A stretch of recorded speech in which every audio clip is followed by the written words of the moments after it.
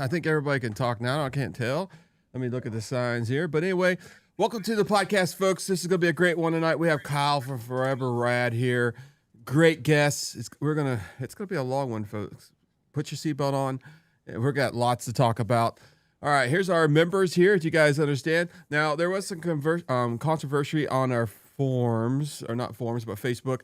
If you are a YouTube member, your membership will transfer to the website. We just got to do it manually, and we are working on that. So look forward to that and some information here shortly. But anyway, Connie, do you want to go through their names, or we can just move on, whatever you want to do? He's great. These guys are great people. They're in the chat most of the time, 100%.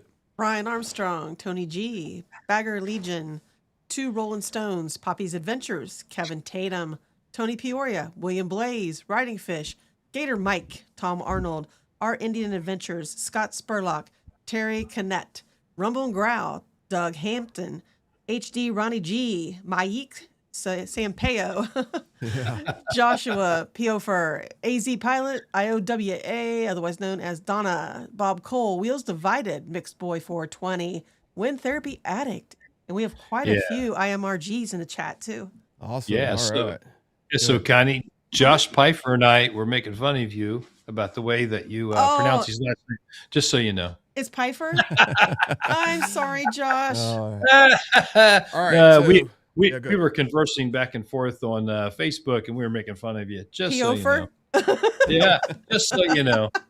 Pfeiffer. Okay. Maybe right, maybe he likes Piofer. Who knows? All right, you guys are both fired. All right, we got to move on. Hey, so the calendar, guys, March 24th, we're going to have Roger Sparks here, and that's a video we released a couple days ago from a 108 to 116. That wasn't a typo. That wasn't, we wasn't saying it wrong. He's going to be doing a lot of filming of that, and we'll have an update on next Tuesday. And then we're going to interview the owner. All right, so here's our friends, and we got a new one in there, Forever Rad. Congratulations. Yay. Nice. Thanks for having us. We're happy to be here. And we're honored to have you, sir. Yeah, appreciate absolutely. that. And we can go through the whole list here, but you guys can see right there, these guys have helped us out as being guests. They don't pay us any money to be on this thing. This is our friends. They're the ones that kind of supported us along the way last year, and that's the reason why we're getting bigger every day. So here we go. All right. So welcome to the podcast, Kyle. How you doing? I'm doing good. How are you guys? Doing fantastic. Excellent. I appreciate you guys. Even better now that I have a drink. Oh, Lord. Tell me what you're drinking, Max. So I changed up here, gentlemen. Chris, let me do the disclaimer before I go into this. Oh, my gosh. Here in Throttle Iron, we believe that throttles and bottles don't mix. We promote responsible drinking of spirits and do not condone drinking and riding, except when you're doing a podcast. While we may enjoy a drink or two during the podcast, we do so safely at home with no riding taking place afterwards. Please enjoy responsibly, follow your local laws, and never drink and ride. Ride safe and live free. Tonight, in honor of St. Patrick's Day, my friends, we are two-fisting tonight. Number one is a little bit of what's known as Irish mother's milk. This is Guinness from the land of Ireland, and this is the foreign extra stout, which is a whole lot different from your normal extra stout that you can buy in a store. This you really have to look for, and it's a lot better than your normal extra stout. If you can find it, buy it. You won't be disappointed. Mm-hmm. That's number one. Second, we went up in the top shelf this afternoon, ladies and gentlemen, and brought out some great Irish whiskey, Redbreast 12. This stuff is a great starting point. It's made by the same people who make a number of different Irish whiskeys, but this one is really, really good. If you can pick this up, please do so. Kyle, what are you drinking tonight? Keeping it classy with some Buffalo Trace. So, well, here's to you, sir. Let's toast one up in the Gaelic. Salancha Va. Here you go, sir. I don't know what Max just said, but I got like Diet Coke bottled in like Atlanta, Georgia or something. I don't know. I got Freddie's root beer. Good stuff. I heard Not that Frank alcoholic. had good stuff. You got that Did I hear on the buffalo intro trace, though? right? Yeah. You guys, did I hear on the intro? You guys have your own theme song now. Yeah, Sure. Yeah. Yeah. Moving up in the world, I like that. trying to. All right, so I do have to go to this. Okay, so we have a lot of confusion, and Kyle brought this up last night about the screens. If you go to YouTube, there's 2 screens. If you are watching and you only got like a little screen in the middle of your TV or in your on your phone, switch over to the widescreen, and that will make it a lot easier for you guys. I'll see if I got a link and I can put it in the chat right here. Next week, I think I'm going to we'll do a test and we'll try to make one hidden. We use the short screen to make short edits, and it's really quick. I made one. We did a little guess, pre show last night, and I can make shorts just like that. I made one in like 15 minutes and posted it. So that's the reason why there's 2 of them. So we'll try to keep that from being confusing in the future, and we'll just have one on YouTube. One will be, I guess you can say, hidden, but you can still, if you really prefer that one, you can still go there and watch it. You just got to have the link. All right, folks. Kyle, let's get on with this show, man. This is about you and your business. You're probably you are the premier of aftermarket parts, I believe. I mean, I started watching you when I first bought my first Challenger, or actually my Indian, and I've always followed you. I mean, you do some good work. And I guess we can just start how it all began. How'd this all start? All right. Well, thank you for the compliments. I appreciate that. Basically, I was just a young kid that grew up on a skateboard, but I grew up in North Dakota. And so up there, there's just a lot of snow and a lot of cold. And I wasn't really into any of the outdoor stuff. I don't like cold weather. So I was fortunate at a young age. You can start driving when you're 14, full-blown driver's license. So Oh, wow. got my first car, and I was amped up on that because now I could go drive around to go skateboard all over the town where I lived. But that led to cruising Main Street and chasing girls on the weekends. And, you kind of start seeing other things in the world in a different way. And at that time, like import tuner cars and mini trucks were super popular for like custom cars. So all the teenagers had Honda Civics with body kits. And this was actually like pre-Fast and Furious, before it was in the movie theaters. So started taking note of that stuff. And I was like, oh, those cars look different. They look cool. And that led me to looking at car magazines. And then I decided I wanted to get into custom cars. Well, why not, but in order to do that, you got to have money, and I didn't have any. So I had to get a job right away, start saving, and basically just got hooked on cars, and it just consumed me. And I mean, it's as simple as that. It was just kind of a thing that was a hobby turned into a passion, and then just wanted to excel and keep doing more and have more fun and travel more places, doing that kind of stuff, living that lifestyle. But of course, you have to know how to work on stuff, and I didn't know how to do any of that. So basically, me and some buddies rented a shop when we were teenagers, and we had this little 20 by 30 shop, and we were just barely able to pay the rent, and we would tear our stuff apart, cut it in half, try to weld it back together, and just basically trial and error, just learn how to use your hands and how to use tools. And the rest is really history from there. I've just been doing that my whole life now. It's just winging it and trying to, produce cool things and make anything custom. Everything has to be custom in my world. So, I mean, I can go on and go into detail, but that led to, having a stronger desire to have cooler things, nicer things. And then it was working just as many hours as I could at a full-time job after I graduated. I was in a body shop. I took auto body in high school, so I learned real quick how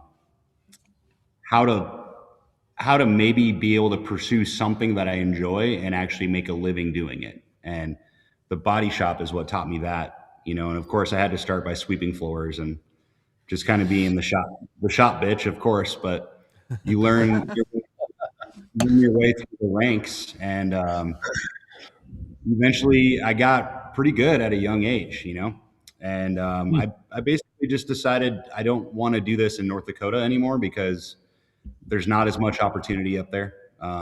You can never start a custom shop and survive. I mean, it's very difficult to do that. Very few people have done that. The lifestyle is not as big up there as it is around the rest of the country. So I met this chick, and we had a good thing going, and we decided to call it quits. And I finally said, screw it, I'm leaving. And the first place I decided to go was to the St. Louis area. And my little sister actually moved to St. Louis. And so it was kind of my safe place. Like, hey, I'm going to go live with my sister, and maybe we can figure it out, and I'll get a job at a hot rod shop or something. And I moved down, I packed everything in a trailer, and everything started going well. And within 3 weeks, that chick showed up at my door, and she said, let's make this work. And Cool. we're still together. We're going on 17 years now. So it's like Oh, nice. the craziest story ever.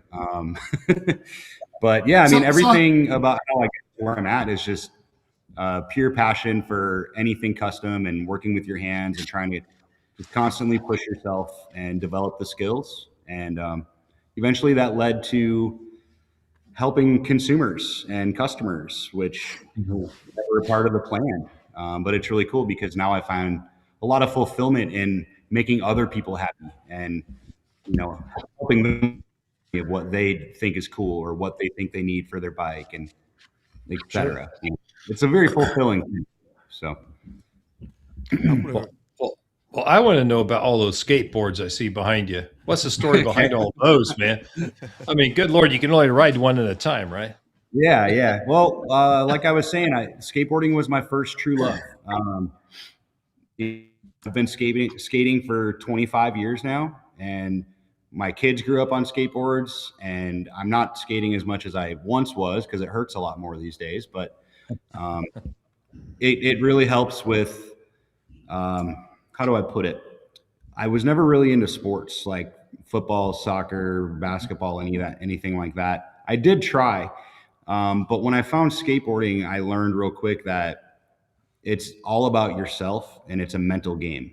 And if you want to do better and you want to excel, it's only up to you. It's not up to anybody else. You don't have to wait for someone to pass the ball or, from a team aspect. And I really think that contributes a lot to kind of my mentality as an adult too. It's just like setting high goals and then learning how to never give up until you smash those goals. And then you continue to just keep raising the bar higher and higher. And here we are. But it's all about passion. It's all about heart and commitment and just never giving up, and that's sure. I really do think skateboarding is the only reason that I am the way that I am today. It really taught me that. So it's kind of a weird thing, but that's the truth, or at least that's what I believe. So very cool. Absolutely. That's great. Thank you. Yeah.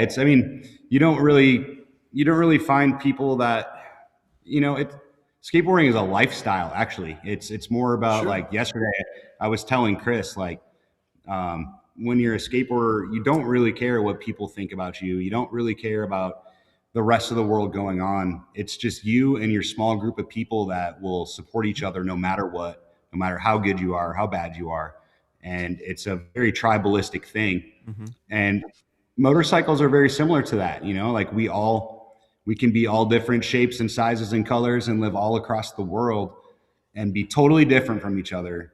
But we have the one bond that connects us, and that's two wheels and the freedom behind it. Mm-hmm. And like you can instantly get along with anybody because of motorcycles. It doesn't matter about the politics and the beliefs and the religions and all the craziness in the world. Like I'm just a simple dude. Like I love skateboarding. I love riding motorcycles. I love my family. And what more do you need in life?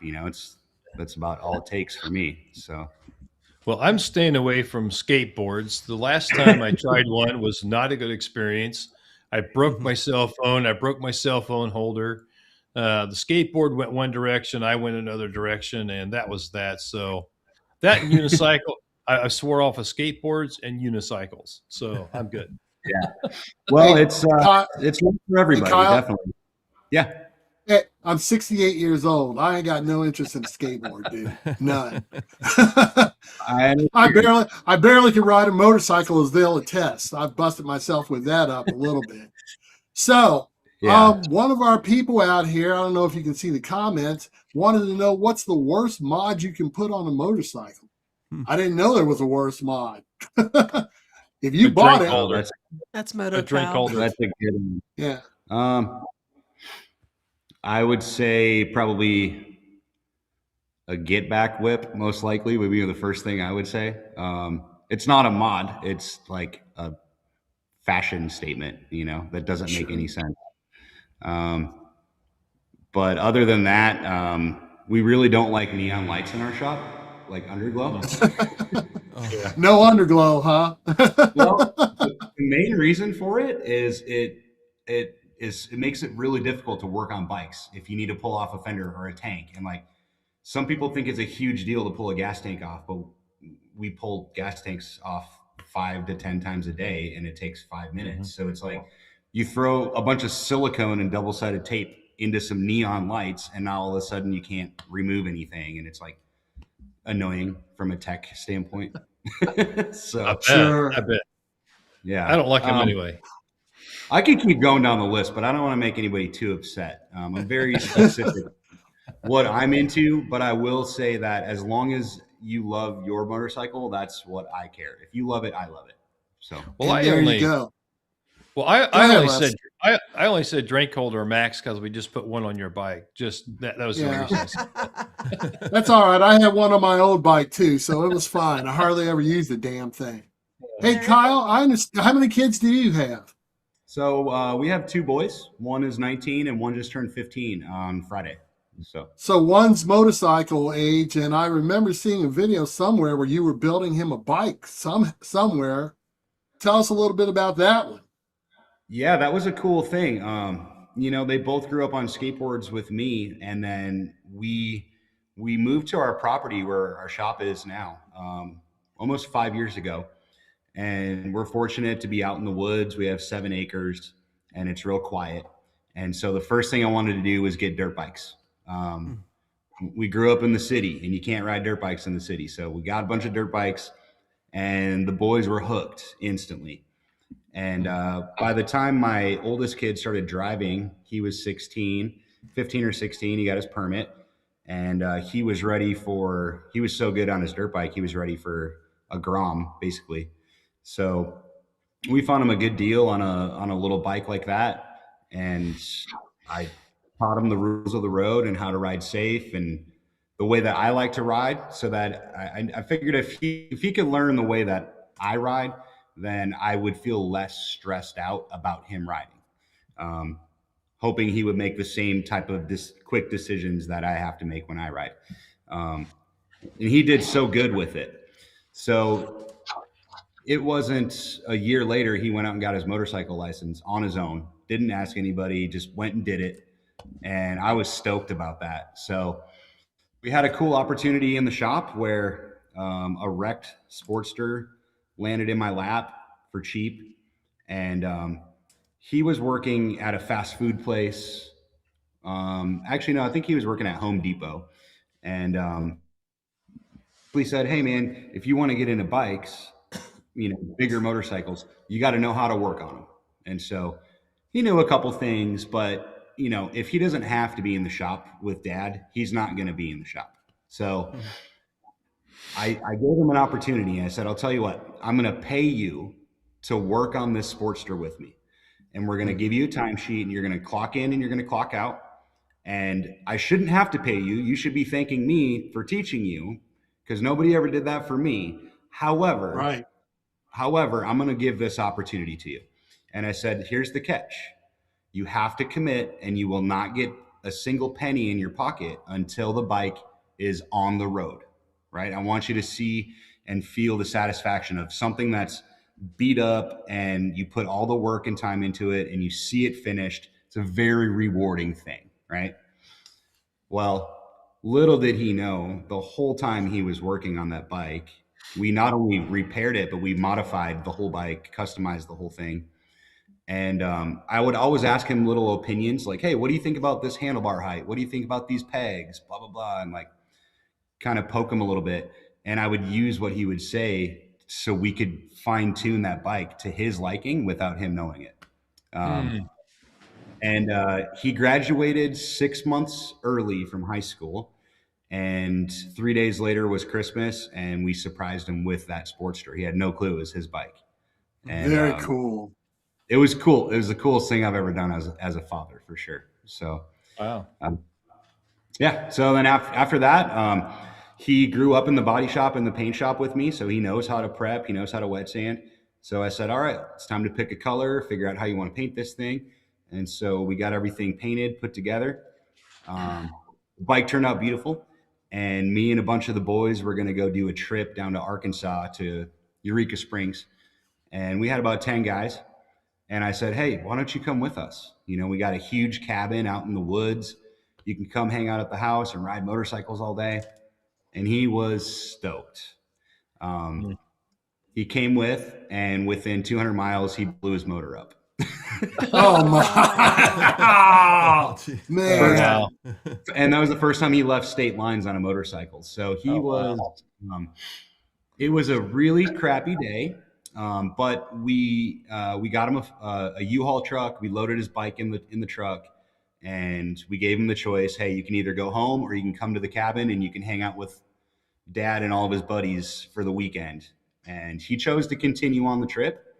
And, he fell in love with that mentality of just like the boys getting together and going riding and having fun. And, even though, I mean, he was talking about going to rent a bike that weekend just so he could partake, you know? So yeah, he's hooked. After that, we found him a brand new motor for that Sportster. We got it swapped out. So that thing's fixed and on the road. But he's really tall and he's, you know, a little too big for a Sportster. So he got to the point where he wanted to do some more traveling. And I had a pretty cool, Milwaukee 8 Softail sitting here that was actually a personal bike. And, I ended up selling it to him. He went out and took his own loan out. First time he ever took a loan out. No co-signer. Came home with a check and handed it to me, and now he owns 2 custom Harley. Oh, nice. Nice. Yeah, I think we Cool. got him going the right path, or some people may say the wrong path, but for us, it's the right path. So, So I should mention this quick too, because after all that happened, he rode to Sturgis with us last year. We had a big group. We rode up Excellent. there. Excellent. So I ride up every year, but last year he committed. He wanted to ride up.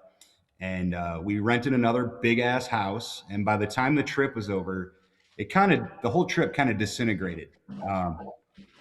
My wife got sick. She flew home, or she rode home with someone else in a truck. Another buddy had to fly home. Another guy's his truck that he towed a trailer with as backup. That thing broke down and he was stranded.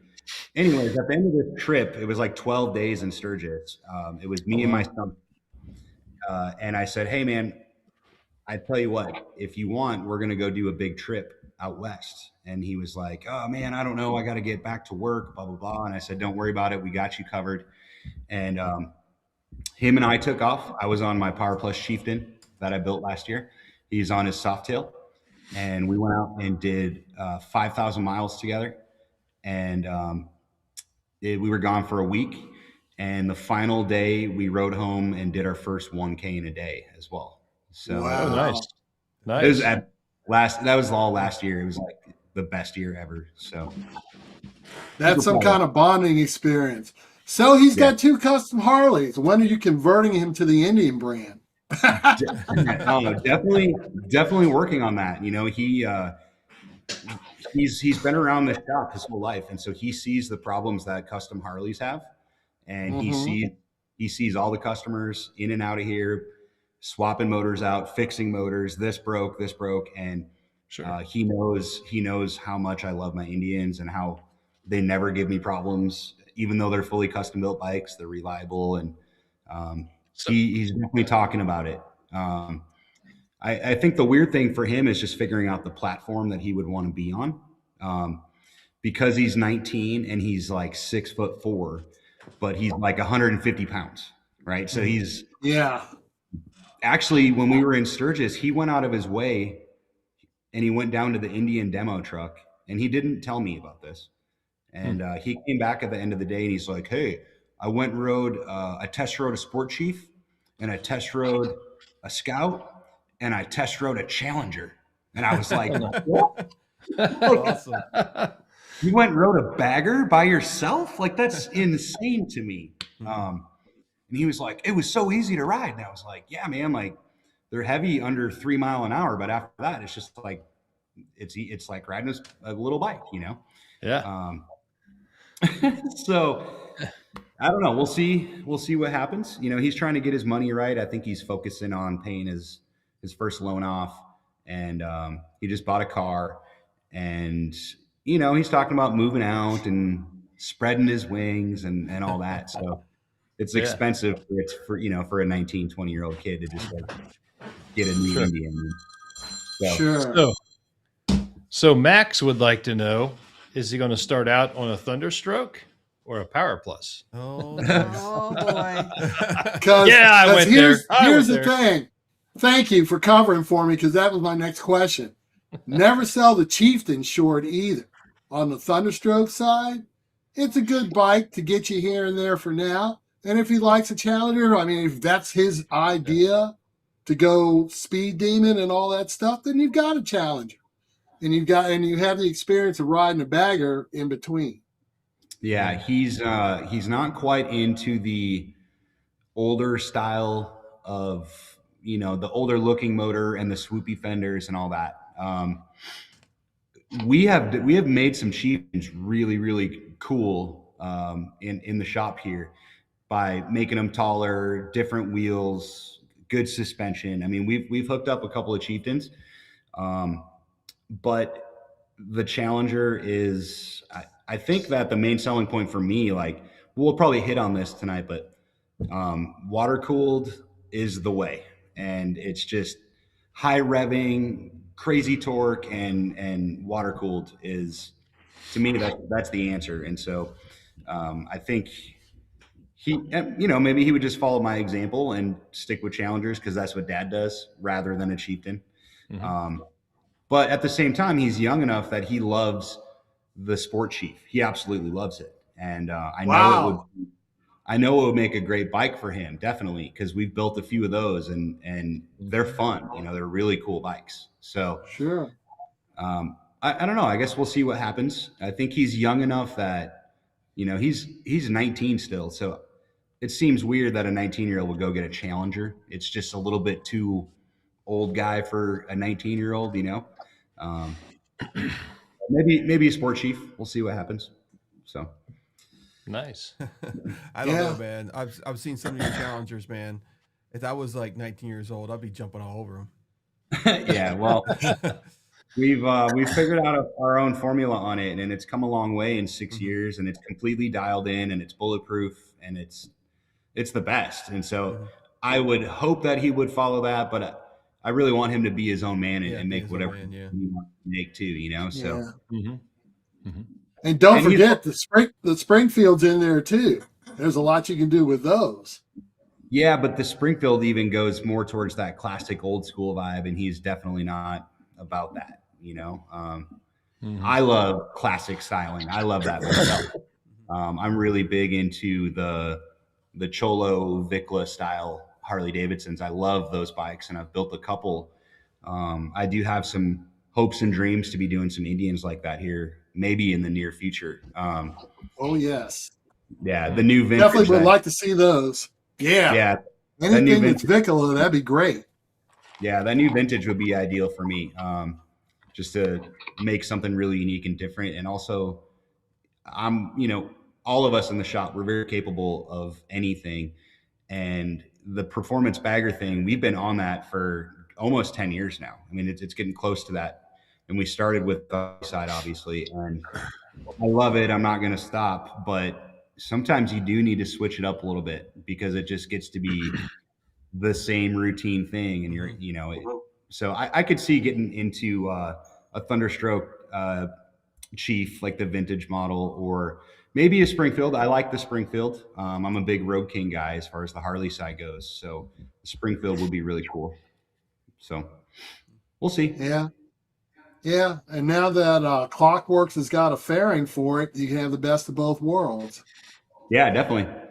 For sure. I think that the where we're at right now with aftermarket is it's never been bigger. And so the opportunities right now are through the roof good, and everyone else is starting to really pay attention with this new ownership change. And so I think you give it about a year and you're going to see even more players getting into this than what you've seen in the last 5 years. So, well, let's talk about that because you've touched on it now. How do you feel about now that the big inclusion with the aftermarket and everything? I mean, it's opening doors everywhere.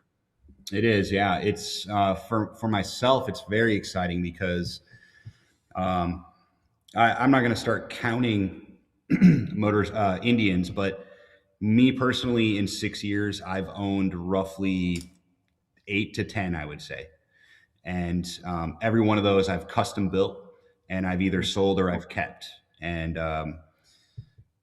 I've never had a bike given to me. You know what I mean? Like Indian does not give me motorcycles. So I still have to go pay for a bike just like anybody else does. And what I do is I try to find one. Maybe the miles are a little higher, or maybe it's, I got to find them as cheap as possible because when I tear them down, I don't use anything from it. I use the forks and the motor and the chassis, and that's about it. So it's the name of the game for me is getting into it cheap and then putting a ton of money into the build. For 6 years, everything's been on my dime, right? And so if you don't have the money, you can wish and hope all that you want, but you got to figure out a way to make those things happen.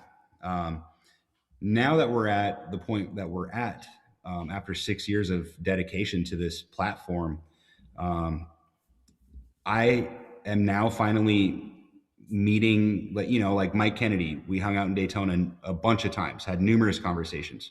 I was with Ola, the head designer of Indian motorcycles, almost the whole rally during Daytona. I am aware of some of these new players coming in, and they're amazing people, very talented, very passionate. The racing that happened in Daytona was mind-blowing. There's a lot of really good things coming on that side. And I think that everybody, this separation of getting away from Polaris, I think the big thing is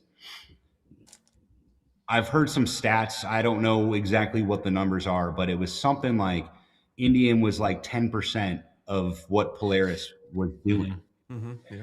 Yeah. And so how do you expect anything to keep growing and get better and have a better dealer network and, focus all your energy on 10% of your company? You can't. That's not where you're making the most money, right? That's not how business works. Now that they're doing their own thing, it's 100% focused. Mm-hmm. And I myself, getting wind of all this back in like October and then going to the 125 party in January out in California, going to Daytona, I have had numerous conversations with the CEO, the VP, the head of marketing, everybody from the brand amp, which does the marketing for Indian, Ola, even Terry Vance himself, numerous times. And the morale it's just through the roof right now. Everyone's pumped. And so I think we're at a little bit of a weird point where the new owners from Carrollwood, who I've met as well, awesome guys. They're super interested in what the consumer has to say, what the small businesses have to say. They're listening to all of us. You're just not hearing it because that's not how it's supposed to be. everybody is on the same team and on the same page, and they're just amped up. So I think we got to give them a little bit of patience and give them 6 months to a year to really let them prove what they're trying to establish, because creating new parts and new models and starting a new business and figuring out whose place is what and what the marketing budget's going to be and all these things, it's going to take a little bit of time. But I've never felt the way I feel right now in the last 6 years about Indian motorcycles, you know, and for me, what kept me going on Indians was riding Indians and then creating parts and building Indians and meeting new people, you know, like-minded individuals and customers. That's what kept me going. But what's keeping me going is the possibilities that are coming to smaller businesses like mine, where they want to lean on people like us for our input, whether it's for a future model that they may want to bring, or whether they want some feedback on what we think they've been doing right and what we think they've been doing wrong, to where they can take some of that input and learn, and maybe even apply it where they see fit, you know? Sure. So Absolutely fantastic. Yeah, Go ahead, Chris. A lot of the dealers and also the ambassadors and also aftermarket people that came from the meetings, from the dealer meetings, man, they are just pumped up.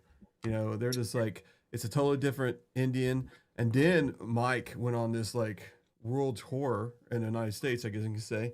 You know, just going to dealerships before he went to Daytona, went to Texas, got a couple bikes, rode to Daytona. And then he's like, if you read some of the posts in on Facebook and that kind of stuff, where Mike was just on the streets shaking hands, you know, he was approachable. Yeah. It's weird that you can see a CEO going out there and making such a big impact so fast. It's very, very powerful. It means so much to people like us. And, you know, when it's boots on the ground and it's shaking hands and hearing what the consumer wants, name a better situation to be in. You literally could never have a better situation. You know, Mike has been so gracious. Everywhere we go, where we see Mike, he's talking to somebody, right? And it could be another CEO, or it could be the owner of a business, or it could just be a Joe Schmo riding a motorcycle. And he is giving everybody the time of day and taking pictures with them and answering the questions. And that's the kind of belief that people like us want. We want to know that we can trust our brand and that the people running it at the top are, first off, riding these motorcycles, right? That's the most important part. Absolutely. And then second off, listening and traveling and going to the dealers. And, you know, everybody complains we don't have enough dealerships. There's only so many out there. But if we could even just focus on making the dealerships that we have that much better, you would see a boost in sales alone, just in that, you know? So it's cool. And we're stoked about it. I'm very fortunate to know all these people at this point and slowly kind of, not that we haven't signed a contract to work with Indian or anything like that, but they're leaning on even small dudes like me. And that means the world to me at this point. So it's cool. There is a question, Chris. Yeah, what was that? Because it's pertaining to what you kind of topic you guys are on. Rumble and Growl wanted to know if did they sell the rights to Victory with Polaris selling Indian? Does anybody know that? I wouldn't know that. I don't think any of us would know that. I know a lot of people still love the Victory brand, but I don't see it ever, because most of the engines, most of the designs are in Indian now. I don't think it's ever going to come back.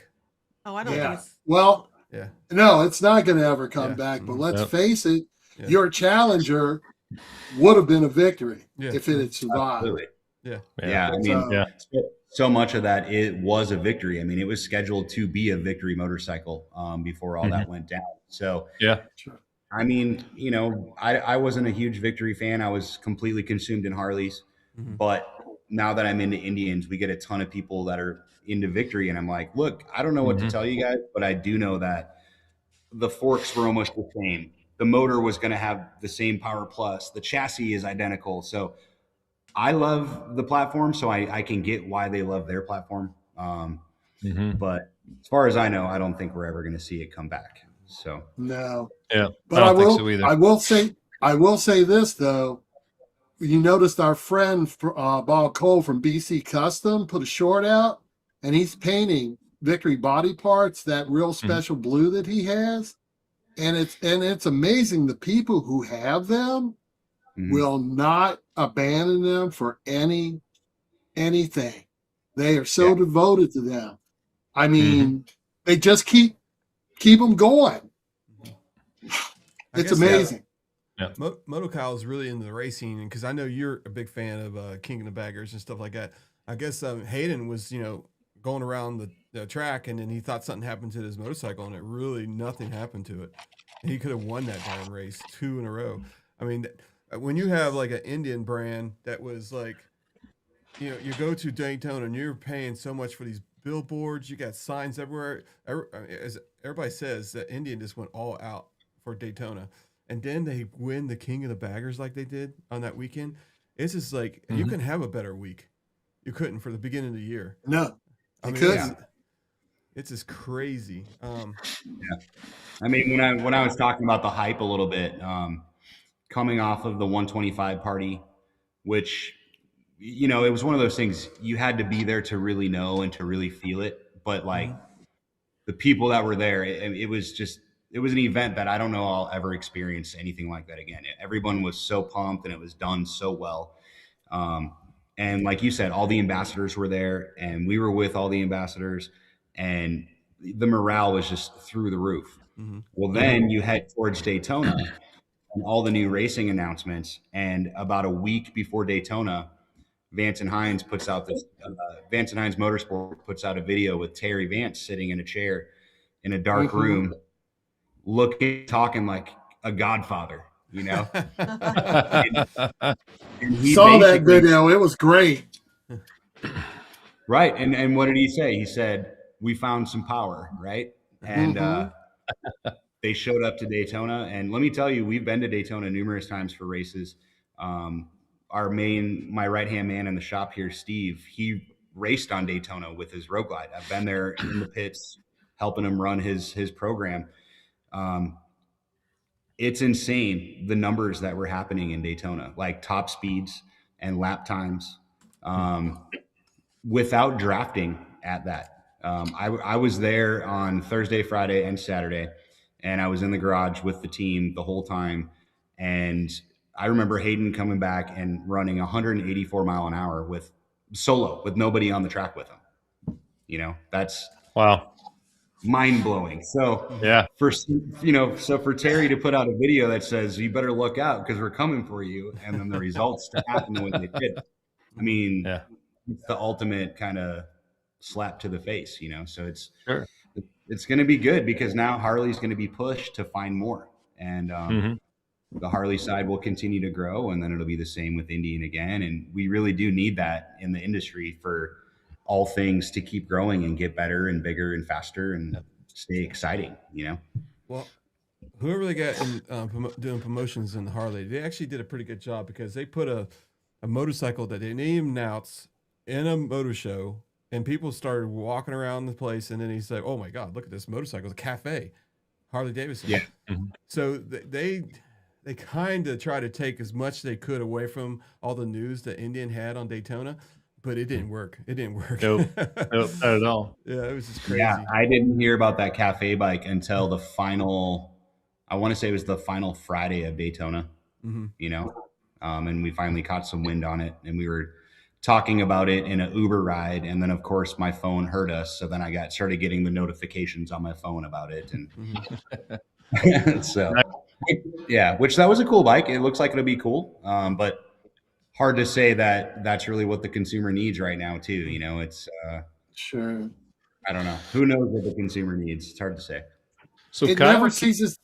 Oh, I'm sorry, Les. Go ahead, brother. No, I was just going to say, Kyle, can we talk about some of your bikes, some of your builds? And I really want to know what was or what has been your favorite build so far. Like I said, I've mostly been a Challenger guy.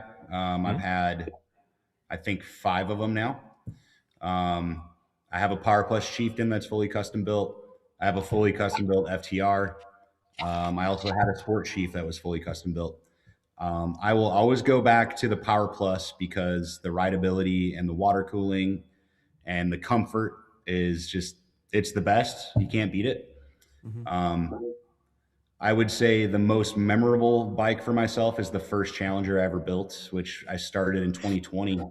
And I came straight from an insanely cool Harley to a bone stock Indian. And I said, all right, how are we going to make this cool? What are we going to do? And definitely that's what started the whole thing. And that's why we're at the point we're at. So it's probably going to have to be Challenger for me. However, the FTR is still my favorite bike to ride. It's thrilling.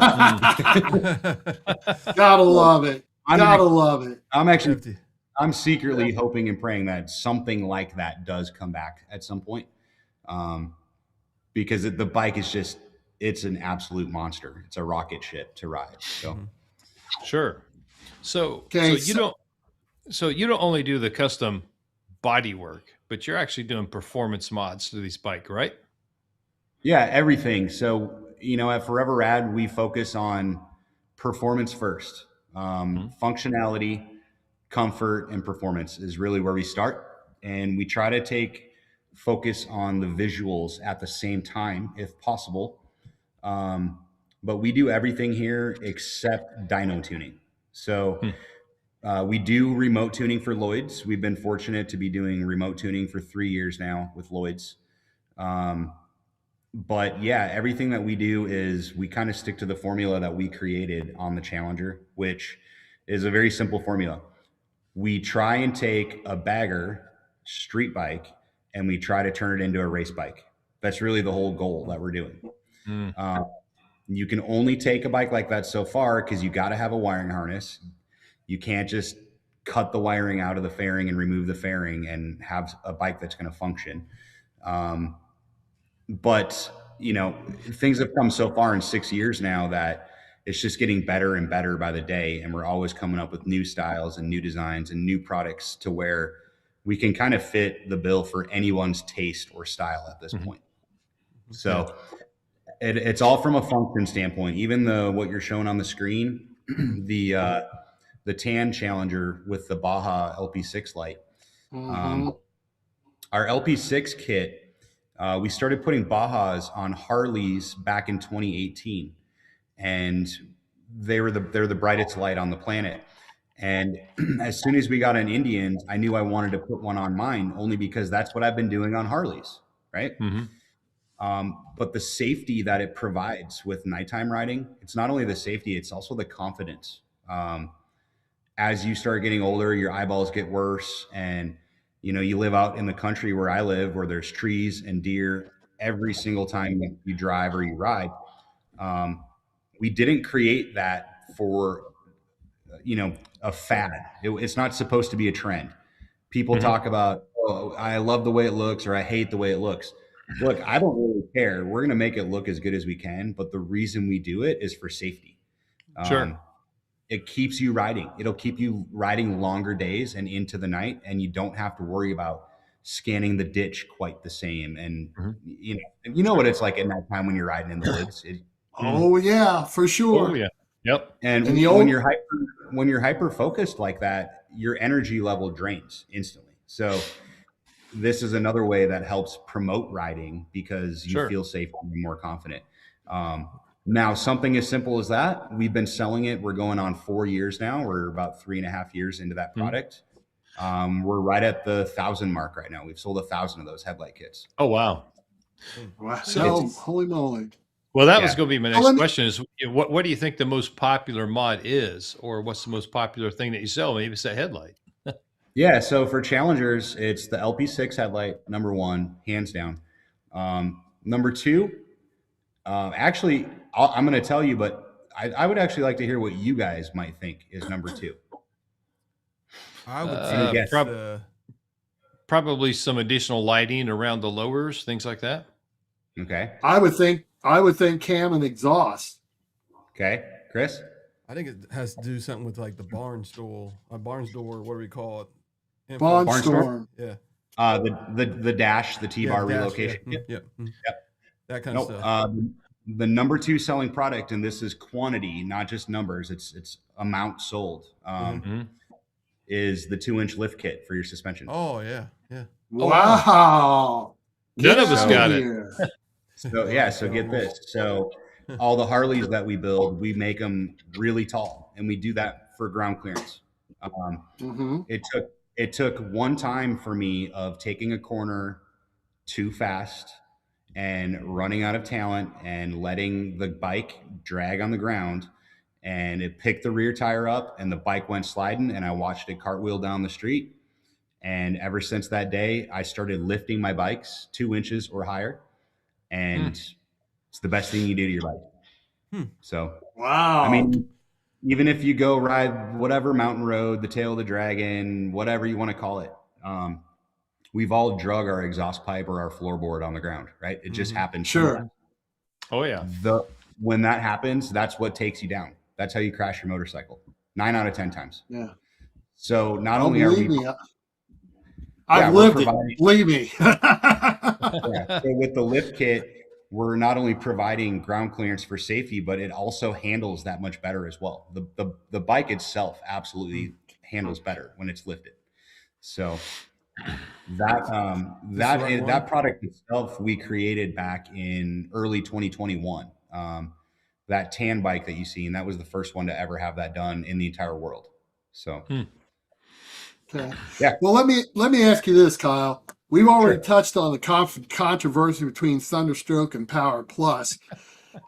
Let me ask you about the controversy between fixed fairing and batwing fairing, because I saw the batwing fairing you just did for that Country Star. It's a Power Plus, so the engine's the same. But which one do you prefer working on? Which one is easiest to work on? Okay. Working on it, I would say they're identical. They're a little bit different on how you disassemble it, but it's the same skill level when it comes to that. I'm not a batwing fairing guy. I never have been. Okay. Fair. But when we got on the Power Plus Chieftain, I was fortunate enough to get one in February of last year before the public could purchase them. And that was because of the forge bike that we built. And I was a little leery, but I knew that we needed to do it because there's products we needed to create for that fairing, like our Baja headlights and different things. I fell in love with it real fast, and I really started to love how it looked. And then last year I got to ride mine probably about 8 or 9,000 miles, I would say. So I've experienced all the conditions on it. I find that it's a little more windy than the Challenger is. The Challenger definitely cuts through the wind a lot better. Any type of like handlebar wobble or anything like that, but you will get more buffeting on your helmet, depending on what size windshield you're running. And even with that, like when you raise and lower the windshield on it, it's still, I can never really find that sweet spot for the wind. Okay. I got used to it, but I would say that I'm going to probably still be sticking with Challenger. I think it's just been so tried and true for me at, you name it, I've done it. I've experienced it on the Challenger, right? So it's just, it never lets me down. It's always the best. So I think I'm going to keep leaning that way.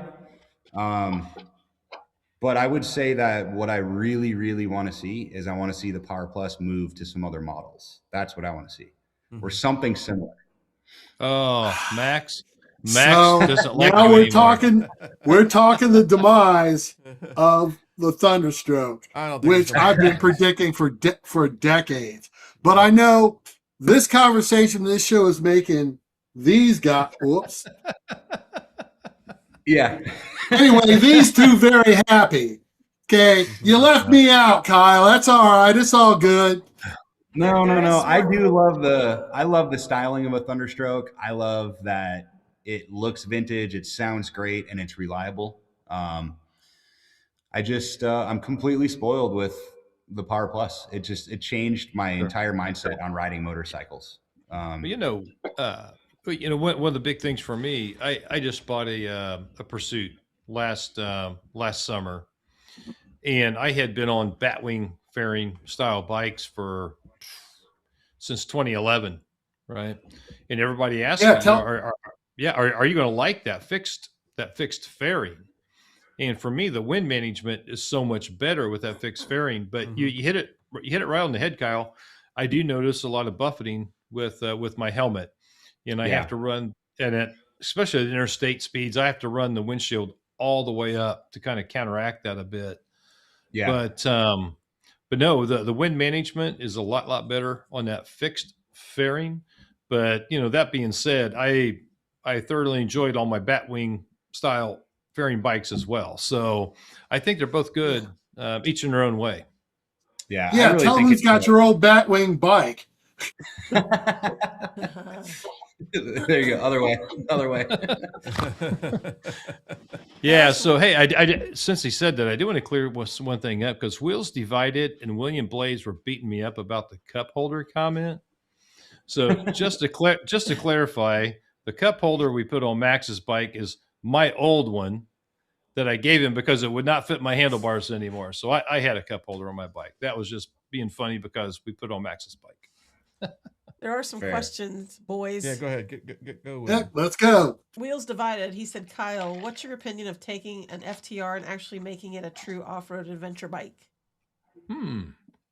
That's a great question. I think I fully support that. The FTR is so capable. It's so powerful. It's reliable.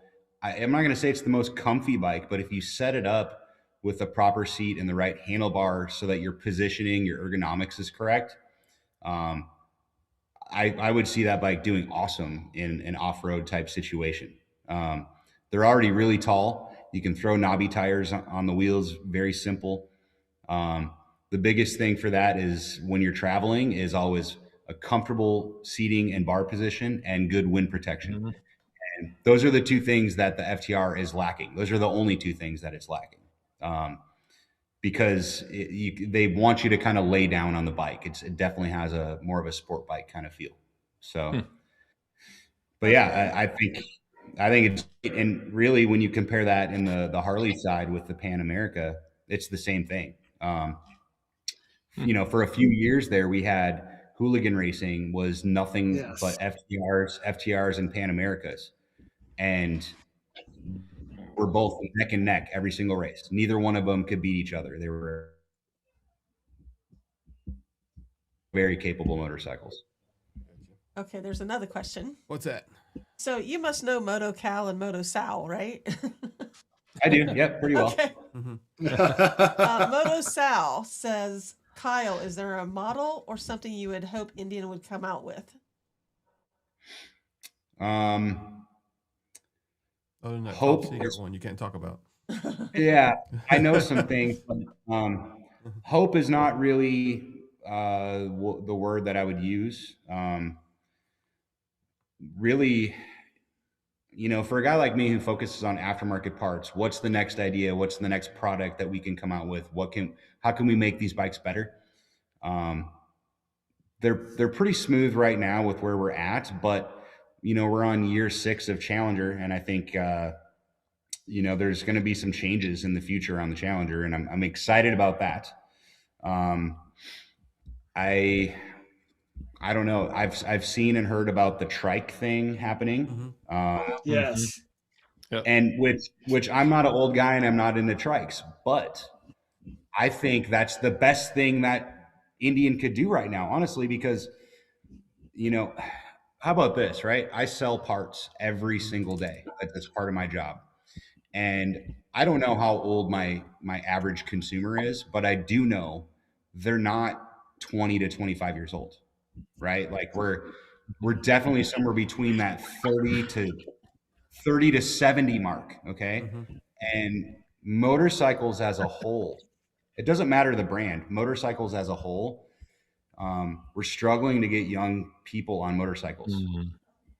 And I want to focus on that myself, but like you can only lead the horse to water to make it drink so much, right? It's either going to drink or it's not. So I I would rather see the trike thing get big and explode so that people can stay on motorcycles if they're not feeling confident on two wheels anymore. Also, I will say that I've traveled a lot. I've worked rallies. I've been everywhere. I've seen it all. I've seen a huge shift with younger people getting on trikes, and I don't know why they're doing that. I think it's maybe because they're a little bit easier to maintain. You have to think a little bit less, maybe a little for them. I don't really know the answer to that, but I think there's, it's been a long time that Harley's had a trike out, and I think to keep battling against that, I think that the trike mentality is probably a smart choice for Indian. So Yeah, what I think they Indian, would do that. I think I agree 100%. There's a Indian fanboy. He agrees with you, Kyle, and he said one of the things that will make something even better is to open it up where the handlebars meet. Where you can get you can't get any good what do you call it, handlebars. I mean, you got to like a T-bar setup, T-bar right? system. Yeah, Yeah. You just can't do it. Yeah, There's no room for it. Yeah, it's been a struggle. I can talk on that subject a little bit because it's very, very important. When you guessed that would be one of our top selling products. The company that created that dash kit, Barnstorm, we had the opportunity to purchase that company from him. And it wasn't the right time for me. It wasn't the right move. I really needed to continue to focus on Forever Rad. So we passed on it. And the torch is carried over. Carey Hart ended up purchasing it, and he is still having them manufactured and still selling them. And we are set up as a dealer with him, so we can still sell those dashes to people. But where we kind of shine above, I would say, is we've been installing those dashes for 6 years, and I've sold hundreds upon hundreds upon hundreds of those dashes. And so I'm aware of how tall the risers need to be, how tall the handlebars need to be, what fits here, what doesn't fit there. We've even helped make some manufacturing changes on those dashes to open up more options for the consumer. We worked with Barnstorm on that real closely to help there.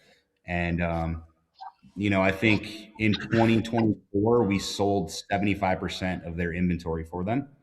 So we're very well known for getting people dialed in with the right height so they're comfortable.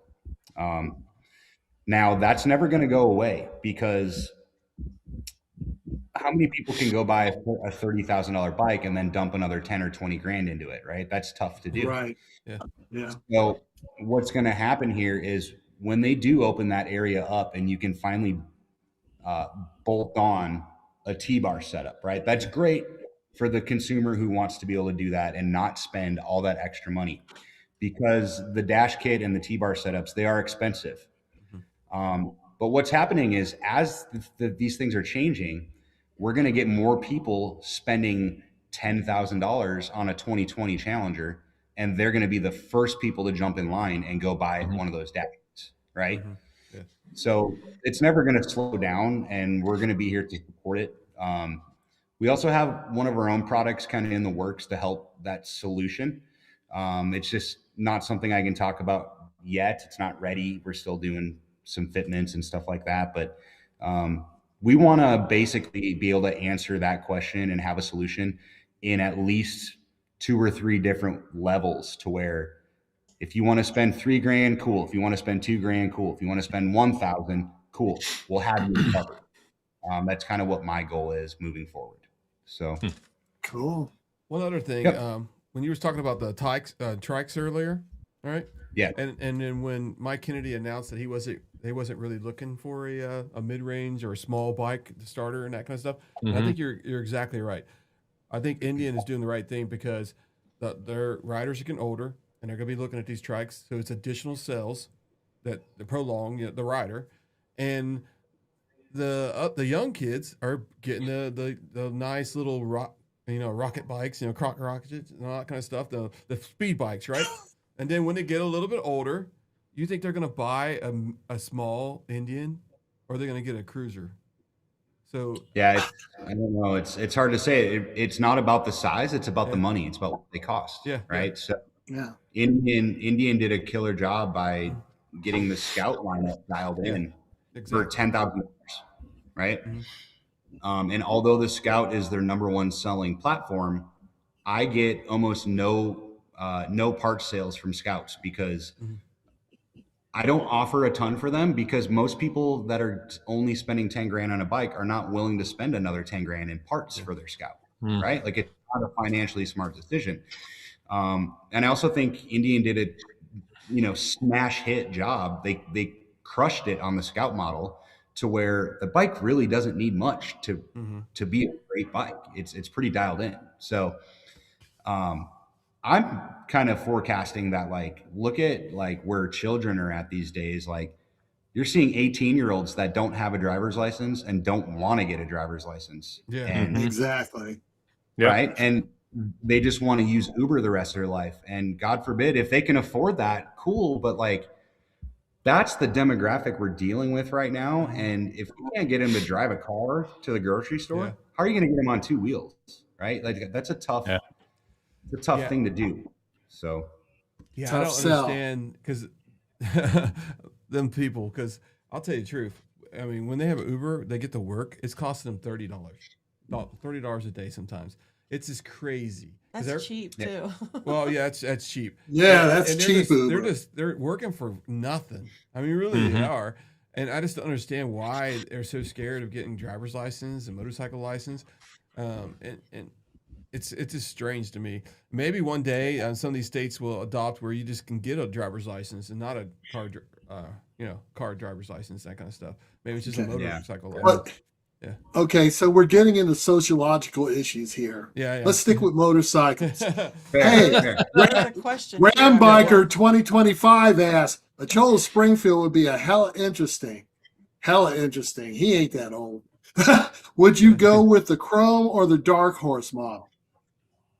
I think, to me, Cholo bikes are always chromed out. And so I'm more into like chrome and engraving and details. We're really known for our details. So I also think a Cholo bike has to lay flat on the ground just because. So I would have my own ideas and styling on how to do it. And I will do it eventually. It's coming. It's just a matter of finding the right time to spend the money and invest time and money in the project. Yeah. Are you if you're talking about a full Cholo Vicala, the etched front tubes, the etched exhaust pipes, anywhere where there's chrome that's etched. Man, So, that is so cool, but that ain't cheap. Shit. Yeah.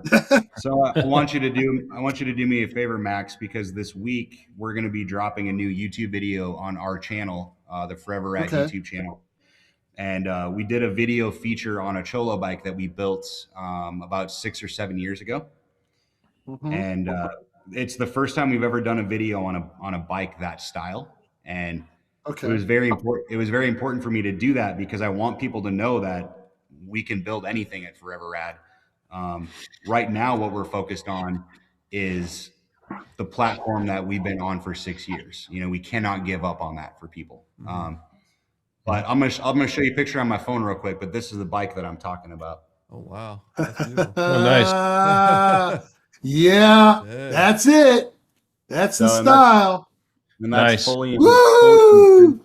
How big is that damn wheel? Is that 24, 25, or 30? No, believe it or not, it's only a 21. Oh wow. Holy shit!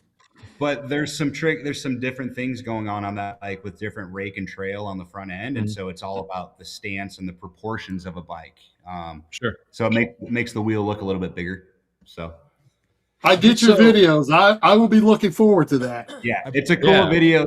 You'll like it. It's not our normal thing. We'll have it up this week probably sometime. So Yeah, go You to know, I got the what's in the up? chat. I got his Forever Rad YouTube address there, guys. So go and subscribe to his channel, and it's right there in the chat. So you can watch his video being released this weekend. Well, we talked about a couple of really popular accessorial items: the LP6 headlight, 2-inch lift kit, that kind of thing. What's the most popular mod that people are coming to you and asking for on their Indian bikes? You mean just coming to my shop or just Yeah. buying parts on the website? Well, no, coming to your shop and saying, "Hey, I want some work done on my bike." What's the most popular modification you're making to these bikes? Is it performance related? Is it aesthetics? Is it is it both? What's the most? It's usually kind of all of that lumped into one. But I would say the average job. I have one coming tomorrow from Northern Illinois, and he's coming. He's coming with a Challenger, and we're doing an LP6 kit, a T-bar setup, and then we're doing our hinge covers, and we're doing our front fender kit, and we're doing our saddlebag mounting kit. And so it's all, my focus has been to get people purchasing our Forever Rad products, because that's really where our passion has lied, with creating these products that no one else has done before, trying to get those out there to show people, hey, we didn't just make these to make money. We made these products to make your bike so much better. And it's working. That's growing daily. The word performance gets used a little bit loosely, because around here, we put cams in all the bikes that we do. Every one of them gets cams. Whether it's Indian Stage 2 cams or Lloyd's cams, all the numbers that they produce. Every bike that you see us post usually has cams. We just don't tell you that it has cams, because we have so many other things to focus on with different products. So yeah, the most common thing we're doing is we're just setting them up with our formula, which is tall, aggressive, good brakes, a rear brake upgrade, comfy T-bars, the right seat. That's, and something that they can be comfortable on and smash miles on, whether they're just going to do highway riding or if they're going to ride the mountains and ride super fast and aggressive. That's pretty much what we're really trying to push. But we're not limited to any one of those things. We can do something where we're just going to do a lift kit for someone. They're in and they're out in a day. Or, we just did a bike for one of our friends, Jess Rips, where we brought it to Daytona.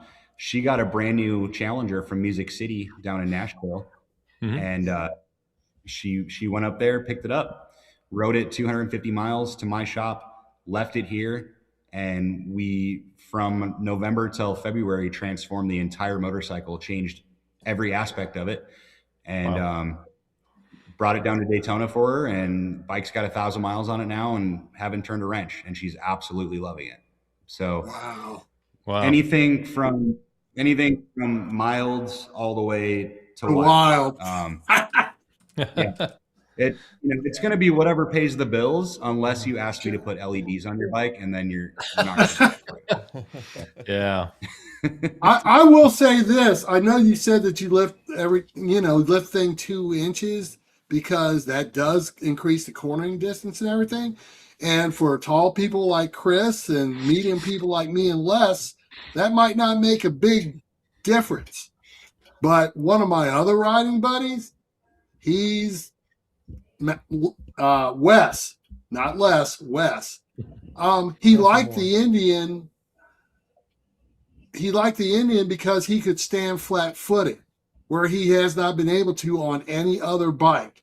A Harley, a Kawasaki, it didn't matter. He was on tippy toes for all of them. So on that lift kit, it doesn't sound like it's for everybody.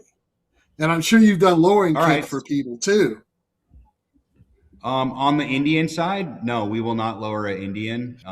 Okay, cool. Not on a Challenger. The Challenger was not meant to be lowered. Okay.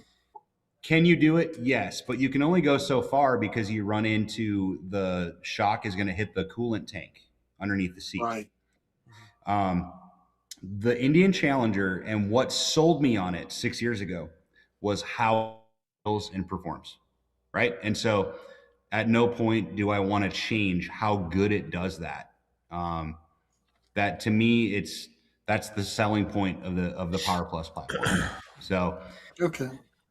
When it comes to lowering them, we're pretty much out on that.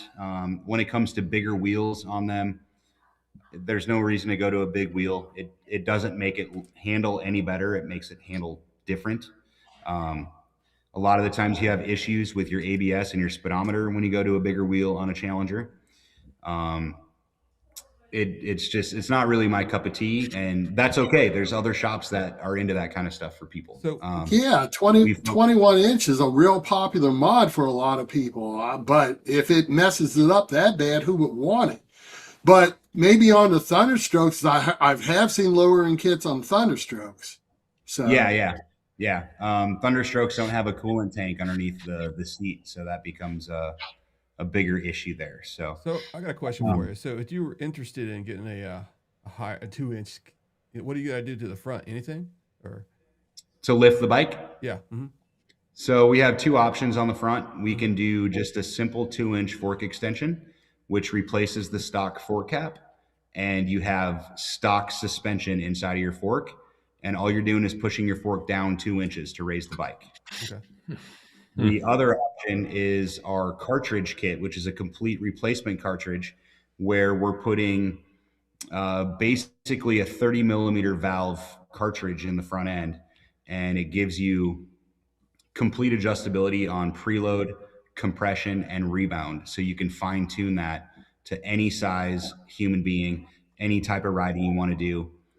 It's virtually sport bike suspension in the front of your forks. And then we're making Connie? it taller at the same. There's a Christmas present.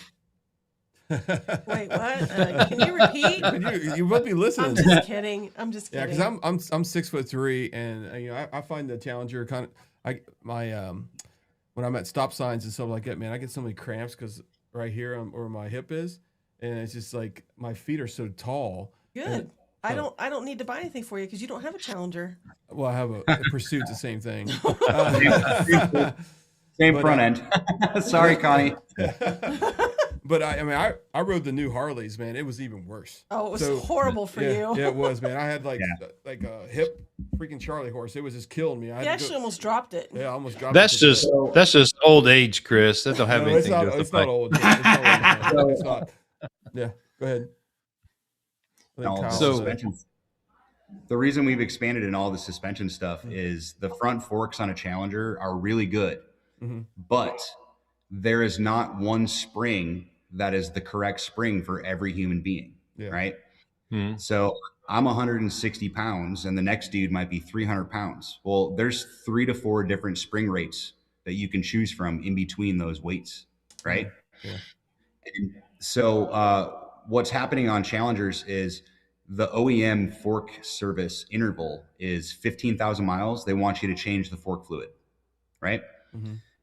And that's a pain in the butt. Well, the reason for it is when you hit 15,000 miles on your Power Plus, you're going to feel the brake drive. The front brake dive is tremendous. I mean, that thing will sink when you're pulling up to a stoplight. And what's happening is that fluid is breaking down sooner because it's overcompensating for the incorrect spring that's inside of it. That's exactly what's going on. So when we swap out to a cartridge, we don't have to deal with that anymore. The fluid inside of a cartridge is nothing more than a lubrication just to keep the moving parts moving, but it only takes about half of a quart of fluid inside of one of the fork legs versus an entire quart. So, yeah. And also something to bring up is when you lift your bike that tall, I'm only 5'8".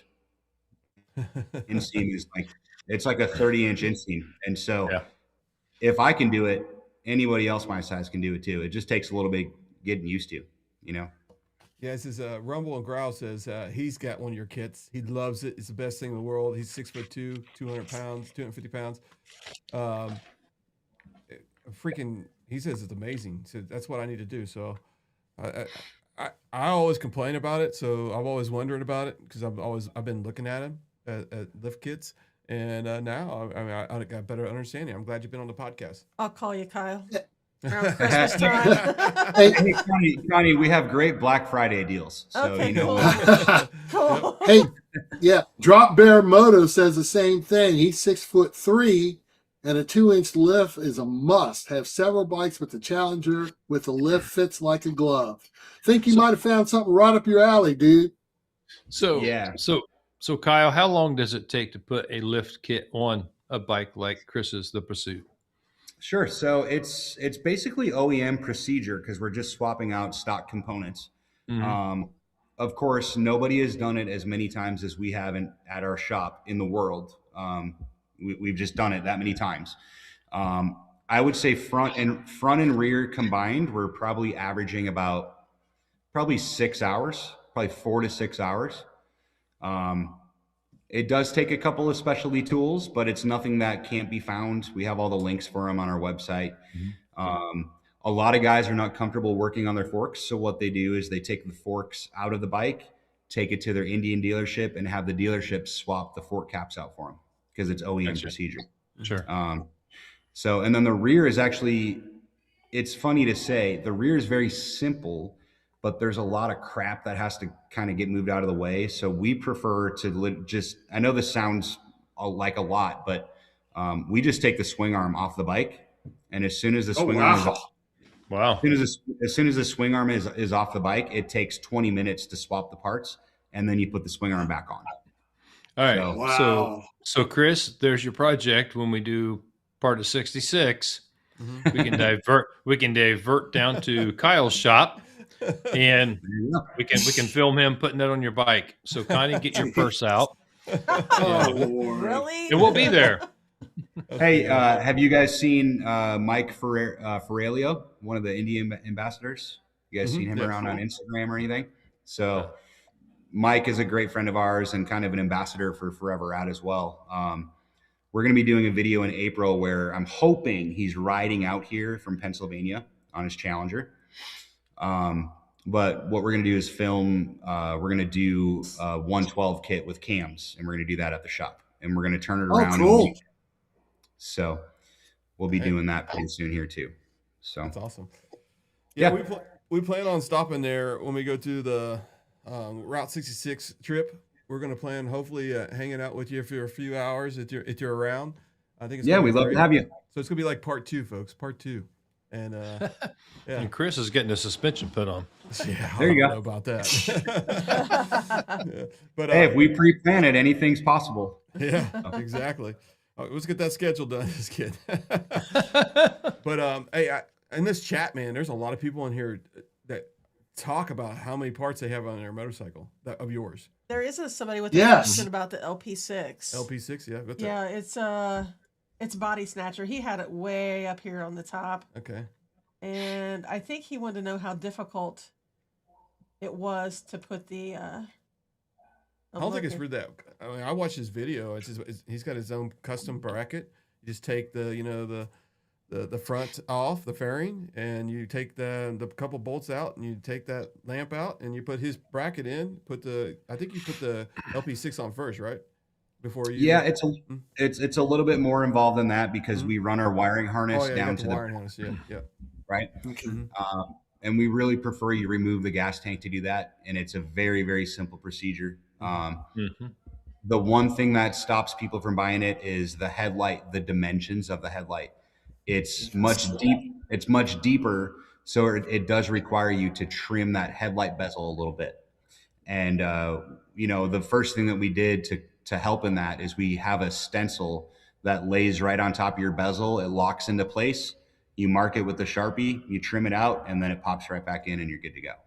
So Hey, Kyle, let me ask you a question, and this is not so much legalities as it is maybe personal preference and where you live. Sure. I know the LP6 is a fantastic light, but it's awful bright, and some states don't like that too much. Can you do the same thing with a Custom Dynamics brand light? Because it's basically the same light, isn't it? Yeah, so that's really good question. I would say out of those 1,000 LP6 kits that we've sold, I've probably had 2 or 3 people reach out and tell me that they got pulled over for it. Okay. And in those 2 or 3 people, which by the way, that to me, that's winning, right? That's really good odds. Yes. But those couple of people, they were in the middle of a cornfield, pitch dark, and came head on with the state trooper where you can't avoid this insane light headed your way. And they got pulled over. And nobody's ever told me they got a ticket for it. But yes, it is a concern. So if you don't want to be blinding traffic, we have solutions for you there too. We co-branded with Custom Dynamics to create the Shark Demon kit for all models, baggers and Sport Chief. And we've known them a long time. We've used their products forever. So they actually put the ball in our court and they said, hey, you make the harness, you make the bracket, we'll supply the lights so you can keep them in stock in your shop. And you take the horns and make it happen. And so we're the only company in the world that has that product, which the Shark Demon is a great light. It's DOT approved, and the beam is a lot more focused in kind of a circle pattern. And it's a little bit more affordable than the LP6 Pro. So there's kind of some pros and cons to both there. And then we also have the Baja DOT light as well, which is, we're working through some things with it. It's been good for us, but there was a little bit of manufacturing issues with Baja, and we almost got it dialed in to where we'll be pushing those again too. So cool. Yeah. So all the options for the best lighting. I mean, you name the brands, we've removed it and put a Baja light on or a Shark Demon light on. So yeah, if you like that bug-eyed 6-lens LED, that's the ticket. There's a lot. There's, those 3 brands are the most popular brands. So yeah, it's wonderful to hear that you can adapt to either or. Go ahead, Chris. Body Sancher actually has a Chieftain. So how different is it to put on with that one? So we have Challenger and Pursuit, and then we have Power Plus Chieftain, which is his own fitment. And then we have Thunderstroke Chieftain, which is going to be 2019 all the way to 2026. He's got a Power Plus. Yep. Yeah, so we have the Power Plus Chieftain kit, and it's a different bracket. And it's essentially the same kit, but it's a different mounting bracket because the fairing's totally different. So yeah, gotcha. You still take the gas tank off, put the yeah, gotcha. Yeah, because it's the same frame pretty much. You still have to trim too? Yeah, there's still trimming involved on the headlight bezel. Okay. Basically, what we're doing is I can't make a square plus put a circle into it, but we're basically putting a square into a circle, and so you have to open up some space for that to happen. And again, it's not because it's trendy and all the guys are doing it. It's because it's worth every penny. The rideability is insane with the Baja light. So that's awesome.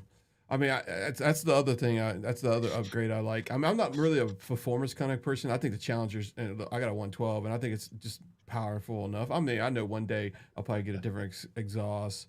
I don't know if I'll do a 2 to the 1. Weak. If you got a 112, use it. If you're not going to use it, why buy it? Because it's got enough already, man. India makes great bikes. Yeah, honestly, get that 2-in-1. Yeah. Get that 2-in-1 exhaust, dude. Yeah, that's what I'm saying. Yeah, I mean, we've been seeing. We have one bike that we just had in here with 112 kit with Lloyd's 550R cams, which is kind of a special thing there. It has a S&S 2-in-1 shorty on it, no catalytic converter. And then this bike was tuned personally by Lloyd himself up in Minneapolis. I have the dyno sheet on that bike, and it put down 150 horsepower. And let me tell you, it was the fastest Challenger I've ever ridden. And I mean, I've ridden all the combos. Wow. And that thing, well, I mean, it doesn't take much to be able to crank out some serious power, but still have the reliability at the same time. So that was awesome. Yeah, I mean, Max is right. I mean, these bikes are, they're made to soup up, man. It's just like I was kind of the same way, I had a Pontiac GTO when I was young, and I souped that sucker up. It had 454 6-pack on it, and it would raise the freaking front end up. I would race all the time. And then now I look at bikes. I went through a kind of a stereo phase too, because I had the big bass and all this kind of stuff. And then now I'm in motorcycles. That's a different show. That's Davison Audio, dude. That's a different show. No, not in a motorcycle. I'm talking about in a car, in a truck. Well, and then now it's like I look at that motorcycle out there, and every day I look at it and say, man, this is a dream. I just got to live it. I can't even get you to change spark plugs in my Jeep. I mean, Because come on. I'm changing something on my bike. I'm sorry. Yeah. So Kyle, I grew up my whole life working on stuff, right? Mhm. And I started with a mini bike and I ripped the governor out. How can I make this thing go 50 miles an hour instead of 20? And it just, graduated into bikes. I've had 180, 190 horsepower sport bikes. So now I'm on the pursuit and I'm thinking, how can I get more horsepower out of this thing? Right. So for Yeah. me, how can I squeeze more out, where Chris is more the aesthetic guy. He wants it to look good. Sure. Yeah. I want that thing to rip when I crank on it. So Yeah, a definitely. couple, we're like this when it comes to, how we I don't want know about that. that. I mean, I like Okay, those bikes, okay. too. And I'm still stuck on my poor old little Thunderstroke, but here's the thing. on my late lamented, dearly departed 2019 Roadmaster Elite, out of the box, I put the 116 kit in it. And that kit, with everything in it, would lift the front tire off the ground. I mean, I love the performance in that bike. I mean, and I love the immediate grunt of the Thunderstroke. That's what I love about it. You twist that throttle, you're gone. No, I had rock Okay, sorry. No, but you know what? Guess what? I had the original Power Plus in the 2019. I could still hear that stereo, 600 watts at 85 miles an hour. And yeah, I broke the C note on it a lot of times. So I don't want to hear that shit from you. Oh my gosh. Bullshit. Yeah, I call bullshit because I can prove it. Oh, okay. We got you. We're gonna have a race. We're gonna go to Edgewater. We're gonna race these bikes. Oh, great. I'll take you off the line. Hey, I'm in. Let's go. Okay. I'll take you off the line. You'll catch me, but I'll take you off the He'll line. kill us all. Oh my God. One person asked, "Do you do tunes there?" You have to, because you have you do the cams and stuff, right? So Yeah. just So we don't do have remote tuning. yeah. Gotcha. That was one of the questions there. Somebody wanted to know what the horsepower of the King of the Baggers was putting out on here. Oh my God. Indian fanboy. They have rules and regulations, but just know they're capable of 200 horsepower. Mhm. So, Ooh. yep. I mean, I can only say so much, and I'm not a part of the race team or anything, but the champ. Hey, Kyle, Kyle, back me up on this. Guys, you've got to realize, too, that you've got baggers out there that are only 10 miles and a couple of horsepowers off the super bikes. I mean, it's amazing what they've done with these bikes, both Harley and Indian. I mean, they're only tenths, you know. Yeah, this year Daytona, I think the fastest bagger was only 1 second behind the fastest sport bike. So Yep. that was the stats. So it's That's crazy. crazy. I remember Daytona a couple of years ago. Daytona is a fast track and it's a big horsepower track for top speed. Whatever tires that Indian was on, the tires were disintegrating at top speed. Like they literally couldn't keep them on the track. They were falling apart. And I mean, that's proof alone. So, I mean, they're capable. They're definitely capable, right? Yep. So Well, I think Indian is in good hands with the new CEO. I think Indian's in good hands with your group, Kyle. I mean, if you go to his website, folks, see all the stuff he offers. Holy cow, it's a menu. We could not. Well, and it's not just me, it's aftermarket as a whole, right? Yep. There's a select few people out there that have committed their lives to aftermarket Indian, just like we have. And we try and support those companies to the fullest. You've had a couple of them on your podcast already. Sure. We're trying to all rise together and all be a part of this community. And, this is the time where it's most important for all of us to stick together and remember why we're all doing this for the same reasons, Yeah. Yeah, Well- go ahead. What were you gonna say, Les? I was say definitely going to go check out the website and maybe schedule some things that will correlate with our trip to St. Louis here at the end of May, beginning of June timeframe. Yeah, I'm excited. I really am. I've been looking forward to this. I mean, I've been a big fan of Kyle and Forever Rad since the beginning of my bike. I mean, it's almost been 3.5 years, maybe almost 4 now. And when I was looking at Indians, him, Riding Fish just joined the show, and I was watching videos of his stuff. I was looking at his stuff. I mean, I was looking at it, it's like, well, I don't know. I was at that time I had a Chief, but I was really, really, really wanting a Challenger. So I was watching all his stuff, and then like 6 months I traded that sucker for a Challenger, and it was because of Riding Fish and you guys. So I'm glad you came on the podcast, and it's been great. We're not leaving yet, but I just want to thank you for coming on. And absolutely, man.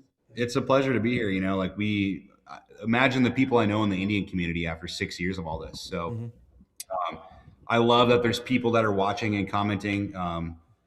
The people that have been commenting, they're all customers of mine who eventually turned into trust us with their hard-earned money, and they know it's going to the right spot and it's going for the right cause. And that's what it's all about, man. It's community. And even for those guys that ride those old school slow thunderstrokes like Max. See, I knew it.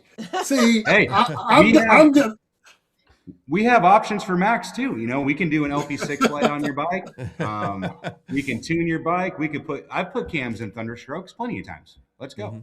Just give me the 131 so I can shut these two up. That's all I want. You know what, Max? If you had a 131, the only thing those are capable of doing is burning the back tire off.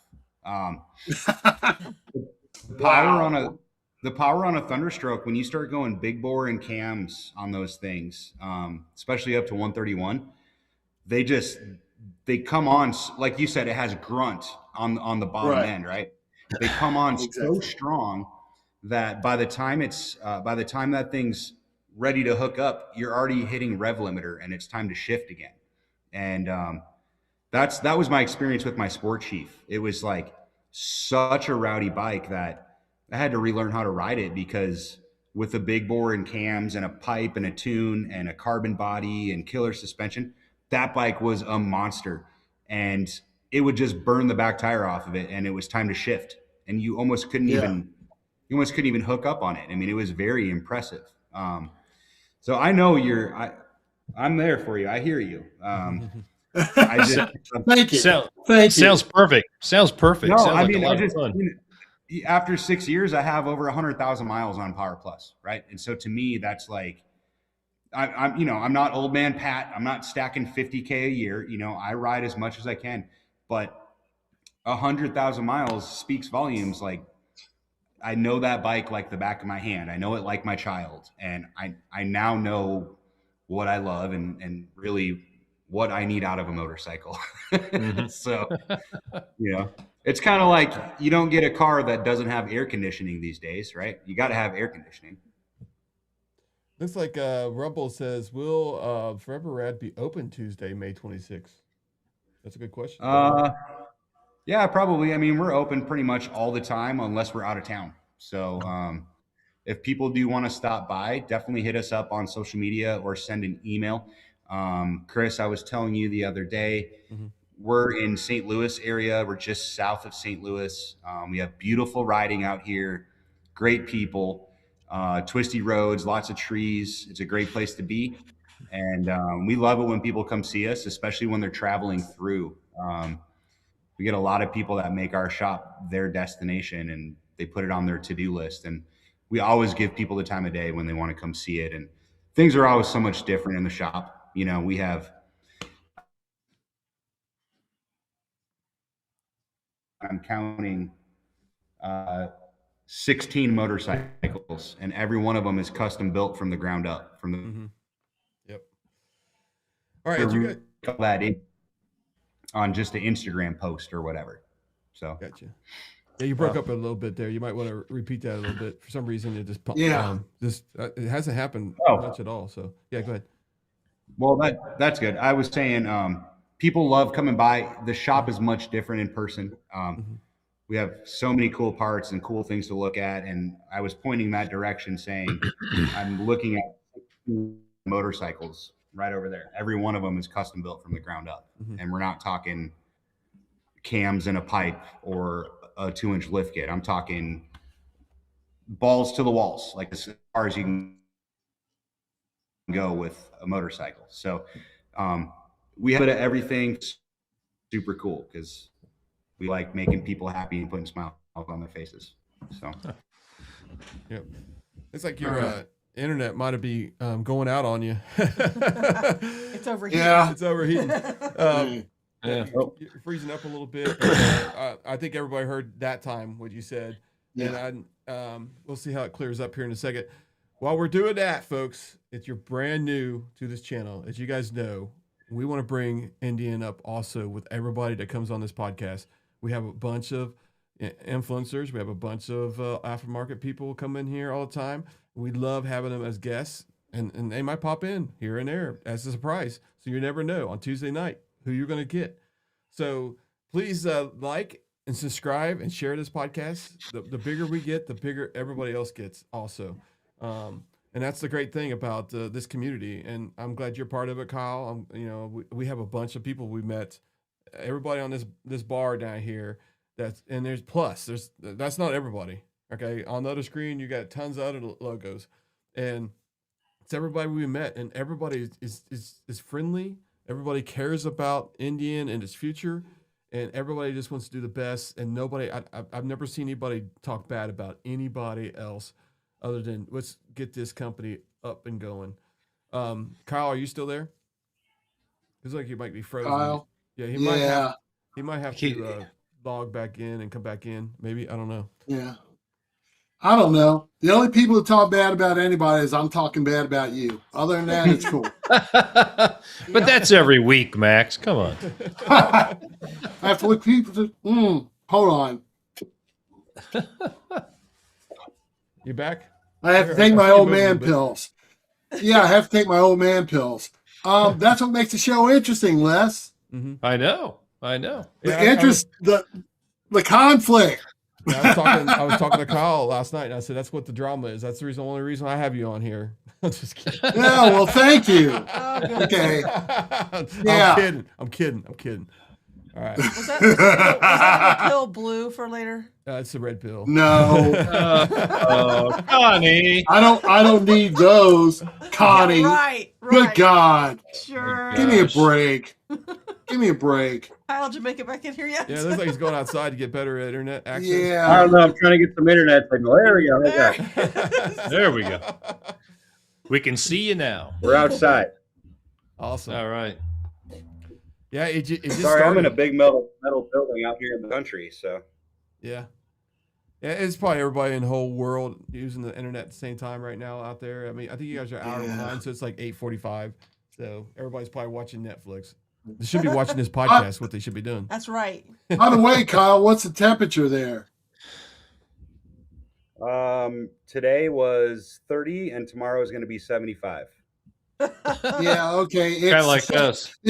Yeah, it's 23 here, and what's tomorrow going to be, Les? 60s? I think so. Yeah, Kyle switched over to Skynet, so watch out. Yeah, I got to sit outside. I have better internet out here. So, Yeah. Well, thanks for coming on the podcast. I really appreciate it. We talked about a lot of things. We're gonna have to have you on again, maybe in the fall. Talk about what happened throughout the year and also your future. Because we didn't even touch hardly anything. We didn't touch the Harley part of it.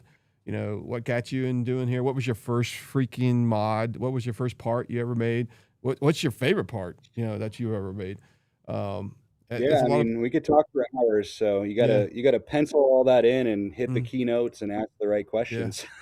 Yeah, but the thing is that we have like a conversation here. So if it comes out, it comes out. And that's what people love about this show is that we have conversations. We talk about things, and you get the most of the talking because you'll get on a subject and you'll talk and talk and talk. The guest does, not just you.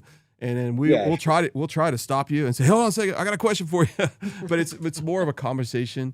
And I think that's what they get to know you. There's one person on here tonight that said, hey, listen, he loves your passion. He wanted to watch the YouTube channel, YouTube interview just to see what kind of person you was. And I think a lot of people seen who you are tonight. So, yeah. And that's what's good. Yeah, you don't want to be too quick to judge a book by its cover and try to give everybody a fair chance, And like I said, it's all about riding motorcycles. So if if everybody has the same common interest, then we should have a better chance of being able to get along with each other. You know, I mean, even if you ride a Thunderstroke, Max is my new homie, you know? Thank you, Kyle. Thank you. Yeah. I got Oh, your my back, Lord. man. I mean, what else do we have in this world, you know? Mm-hmm. Besides bourbon. Yep. Yeah. Yep. We always have the bourbon, my friend. Always have the bourbon. Actually, you're gonna have to come out here and go to the the distillery. It's actually a good ride out there, and Yes. it's a great place. I mean, you get to go Yes, in there, it is. do a tour of it and everything else. That was freaking awesome, actually. And it's a good, it's a Yeah, great Yeah, race. But you know what the bad thing is about this? You guys are The all bad thing about distillery tours on motorcycles is you have to ride afterwards. Well, True. well, spend the night. We don't promote drinking and riding. We so. do not. Nope. We do Absolutely not. not. What were you gonna say, Kyle? Oh, I was going to say, I come through, you guys are like Ohio area, Mhm. right? Yeah, Kentucky, Yeah. Kentucky. Indiana, right there in the middle. Kentucky and Ohio, yeah. We generally don't spend a lot of time in Ohio unless we're heading out east. We kind of just pass through it. Mhm. But Kentucky, yeah, we love riding in Kentucky and Tennessee and all those areas. You know, we just like to hit the mountains. That's kind of our happy place to be. So, Gotcha.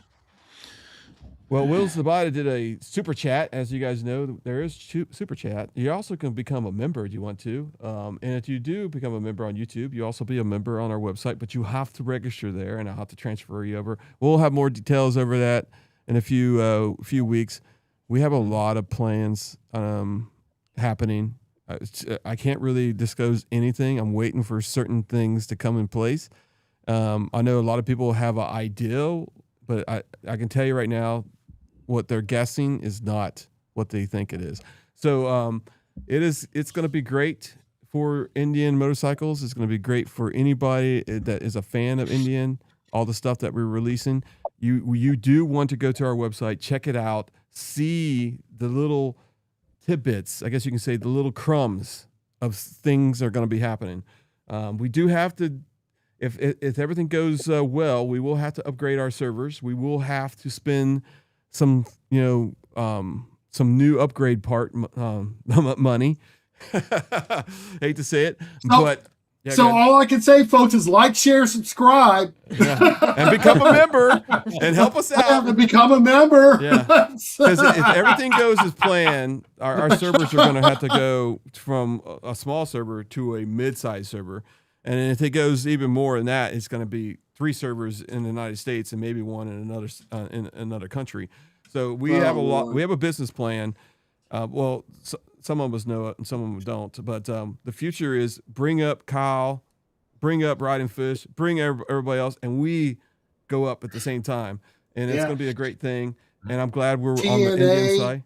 Yeah, TNA, BC Customs, Dean Speed, Ride Culture, Lawless Garage, everybody. Yeah. BC just got on. Yeah, BC just got on. I'm wearing his hat tonight because I told him I would. But I gotta get. You got any apparel and stuff like that for Forever Rad? I mean, yeah, definitely. Website? We got shirts. We have shirts and hoodies. We like to do tank tops in the summertime if you're into that too. So, Yep.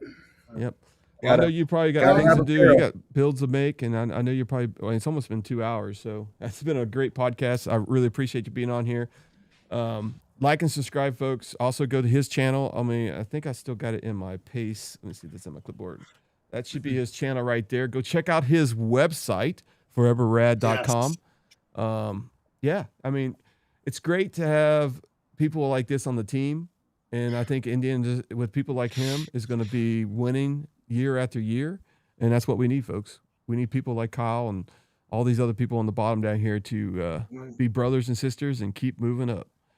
All right. Hey, Kyle, it's been an honor, my friend. Thank you. Hey, yeah. Thank you, too, man. I mean, I really appreciate your guys' support, and it means the world. And, you know, we didn't go as deep as I thought we would. I could go so much deeper with, you know, my whole family runs this business together. You know, my whole livelihood is on this property right now. And I'm staring at the paint shop, and paint is being sprayed as we're talking. And Oh, wow. You know, the house is right back here behind me. And I mean, we live and breathe everything motorcycles. And so it's important that people realize that we're really real people at the end of the day. We're not this huge corporation that's just trying to make money. You know, it's all passion and meeting customers, and customers turning into friends, turning into family.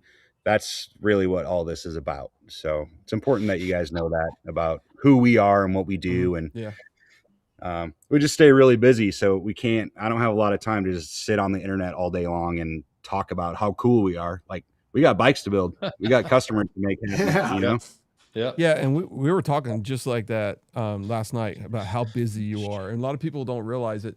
You know, when you got passion, and when I was talking to you last night, it's like you're only like sleep, 5 hours, 6 hours a day, and it's up and running. And you're trying to get that bike out for the next customer, and the next bike comes in, and you're trying to also design. You're trying to get these parts, and you were talking about how your team is so good. You got people that are really good at certain things, and that's what makes your team so fabulous. Do you want to talk about your team a little bit there? Yeah, I mean, it's just a fine oiled machine at this point. You know, we have Steve, we have Matt, we got Springle, that's our painter. We have both of my kids that help out. You know, my wife is doing shipping and bookkeeping and all the stuff that I don't know how to do.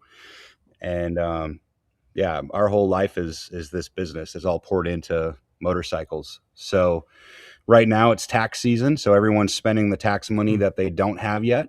We're having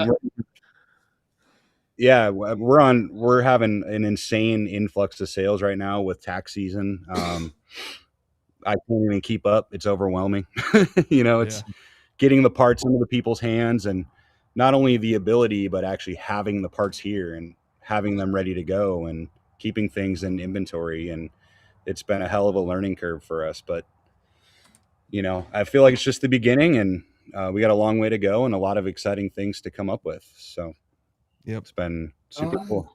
At least you got, the country, Mexico, where you can go like as fast as you can, every once a month. Yeah. I mean, yes, I have no problem talking about it. We just can't post that stuff on the internet as all. Why everybody else does on that abandoned road in Mexico with professional riders. Do not attempt this at home.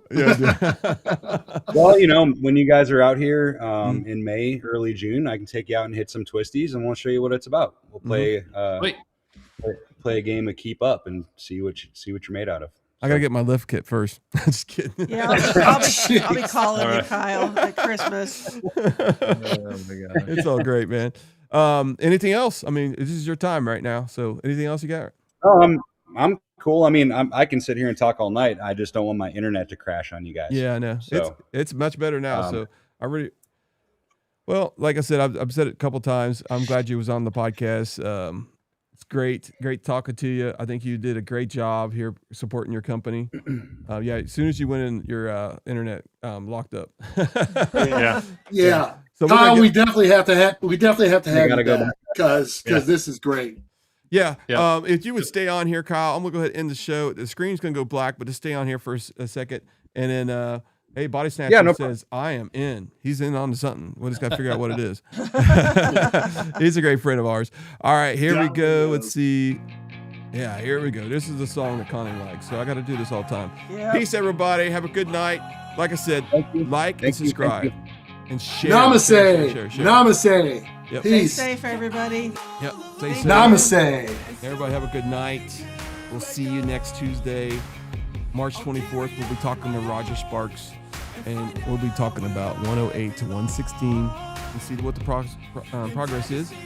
Everybody have a good night. We'll definitely have Kyle on here again, and we'll see you. Are you planning on coming to Chattanooga, for the year end, like for Indian, Kyle?